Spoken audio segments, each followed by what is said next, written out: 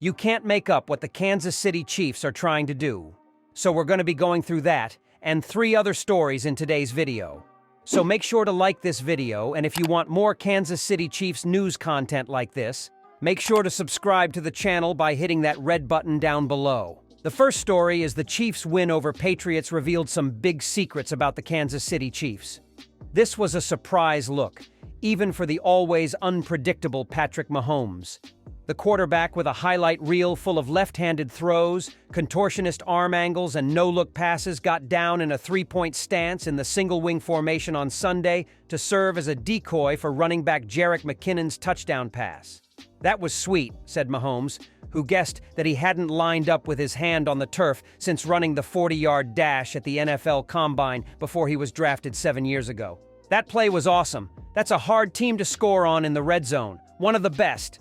Mahomes passed for 305 yards and threw 2 TD passes of his own to help the defending Super Bowl champions snap a 2-game losing streak, thrilling Chiefs superfan Taylor Swift and all the Swifties in New England with a 27-17 victory. With the pop star in a luxury suite watching current beau Travis Kelce and a whole bunch of her fans at the stadium just to see her, the Kansas City tight end caught 5 passes for 28 yards, but also had a potential touchdown bounce off his hands. McKinnon also ran for a touchdown, and Rashee Rice caught 9 passes for 91 yards and 1 touchdown. Clyde Edwards-Helaire had a season-high 101 yards from scrimmage and leaped in the back of the end zone to bring down a high Mahomes TD pass as the Kansas City Chiefs opened a 2-game lead in the AFC West over the Broncos, who lost on Saturday to Detroit. When you're as close as the AFC is right now, wins are hard to get. And they're important, Chiefs coach Andy Reid said, noting that New England has lost 7 games by 1 score. "This Patriots team is so close. They're doing a nice job with their defense. They're salty." Bailey Zapp, making his 3rd straight start in place of benched first-round draft pick Mac Jones, completed 23 of 31 passes for 180 yards for the Patriots. New England lost for the 6th time in 7 games, and with Carolina's victory moved just 1 game back in the race for the number 1 overall draft pick. Flexed out of Monday Night Football because of their ineptitude and NFL first, the Patriots seem to have 3rd billing on the day, behind Swift and her Beau's team, which has won 2 of the past 4 NFL titles and has all of the star power New England once claimed. In what could be the penultimate home game of Coach Bill Belichick's tenure, the 6-time Super Bowl champions took a 10-7 lead before allowing 20 straight points. "It's wild to even think about, but I've got a feeling that guy still has some football left in him," Kelce said. "I've got all the respect in the world for that guy. Every single time I go up against him, it's the toughest job in the NFL, to go up against a Belichick defense." Fans filed in carrying signs shouting out to Swift. Others lined up along the ramps and walkways, hoping she would pass by on her way to the luxury boxes. Kelce himself walked past a Swift poster commemorating top acts that have come to Gillette Stadium. Swift, who is on a break from her Eras tour, was shown on the scoreboard early in the 2nd quarter, wearing a Chiefs knit cap and sweatshirt. The crowd shrieked. She stuck out her tongue playfully, waved, and blew the fans a kiss. The Chiefs improved to 5-2 with Swift in attendance. The best the Patriots could offer was Belichick friend John Bon Jovi, who rang the lighthouse bell before the game and was greeted with tepid applause when he was shown on the scoreboard during the game.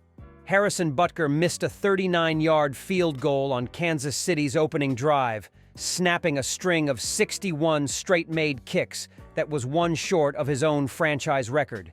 New England's Chad Ryland matched him, missing from 41 yards out on his first try. On the next play, Mahomes connected with Edwards-Helaire for 48 yards to the New England 15. 2 plays later, McKinnon took a direct snap and flipped it to Rashee Rice for the 4-yard touchdown pass. Zappe completed a 16-yard touchdown to Hunter Henry, and New England capitalized on Mahomes' first interception for a field goal that made it 10-7 lead late in the 2nd quarter. Mahomes hit McKinnon from 8 yards to give Kansas City the lead and converted from 29 yards to make it 17-10. On the Patriots' next play, Willie Gay intercepted Zappe and ran it back 24 yards to the New England 7. 2 plays later, Mahomes lofted one to Edwards-Helaire in the back of the end zone to give the Chiefs a 24-10 lead. Kansas City led 27-10 when Mahomes' pass bounced off Kadarius Toney's hands and was intercepted by Jelani Tavai. 2 plays later, Kevin Harris scampered 18 yards for the touchdown. After the Chiefs were stopped, Echo Boy-Doe downed Tommy Townsend's punt at the 1-inch line. The second story is Kansas City Chiefs place notable wide receiver on injured reserve. The defending Super Bowl champion Kansas City Chiefs may be on the verge of winning the AFC West Division title and punching their ticket to the NFL playoffs once again. But the 2023 campaign has been anything but easy for Patrick Mahomes and company. It seems that not reloading at the wide receiver position this season has really started to impact the Chiefs and the team's ability to be dominant on the offensive side of the football, which they've had no problem doing since this team took off with Mahomes under center. At one point, the Chiefs' offense seemed to be virtually unstoppable, with arguably the league's best quarterback, tight end, and wide receiver leading the way for Kansas City offensively. Even though Travis Kelce is still playing at a high level and Mahomes is still among the league's elite quarterbacks, the team is sorely lacking at the wide receiver position, and things only got worse to start Week 16. According to the team's Twitter account, the Chiefs have placed wide receiver Sky Moore on the reserve list. Even though Moore isn't exactly having a stellar season in Kansas City, as he's caught only 21 passes for 244 yards and a touchdown this season, this does remove another weapon from Mahomes' arsenal at the worst time possible, with the NFL playoffs right around the corner. Moore joins Mecole Hardman on the IR for the Chiefs, which means the team will have to lean on Rashee Rice, Justin Watson, Kadarius Toney, and Marquez Valdes-Scantling moving forward. The Kansas City Chiefs are still searching for answers when it comes to improving their passing game, specifically with their wide receiver core. Multiple Chiefs receivers are still struggling with drops, route running, and penalties, which has led to turnovers and long down and distance situations every week. Even their best pass catcher, tight end Travis Kelce, has had some struggles as of late. On Sunday against the New England Patriots, the Chiefs changed things up with their personnel and formations. Kansas City spent a lot of time in 12 and 13 personnel. 12 personnel features 1 running back, 2 receivers, and 2 tight ends. 13 personnel features 1 running back, 1 receiver, and 3 tight ends. Both packages allow the offense to run the ball with extra blockers up front or give it an extra pass catcher who isn't a wide receiver. The Chiefs' number 2 tight end is Noah Gray, who caught 2 passes for 37 yards against New England.